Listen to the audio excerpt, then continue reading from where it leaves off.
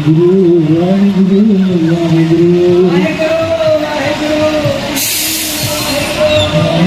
जी का खालसा वाहिगुरु जी की फतेह। दास प्रभजोत सिंह गोवा निवासी के नाल सुखविंदर सिंह ते तरनजीत सिंह।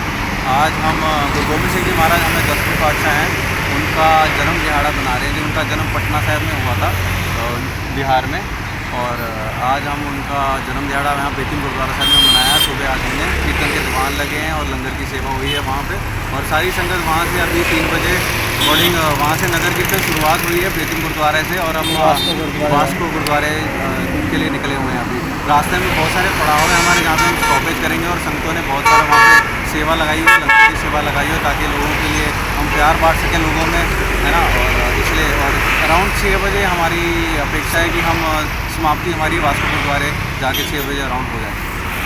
वाहिगुरु जी का खालसा वाहिगुरु जी की फतेह।